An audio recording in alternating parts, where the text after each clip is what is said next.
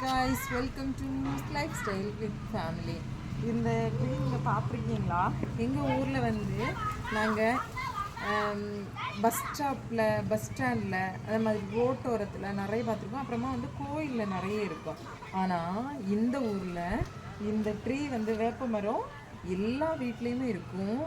Daily பேசிஸில் என்ன disease வந்தாலும் இந்த வேப்ப மரம் தான், வேப்ப மரத்தில் உள்ள இலையை தான் இவங்க வந்து மெடிசனாக யூஸ் பண்ணுறாங்க.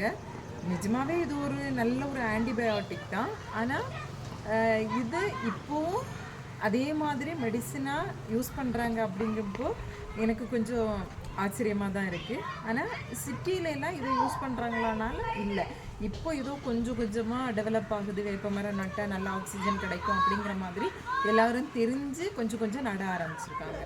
இந்த மாதிரியான மோர் வீடியோஸுக்கு என்னை ஃபாலோ பண்ணி சப்ஸ்கிரைப் பண்ணிக்கோங்க. தேங்க்யூ.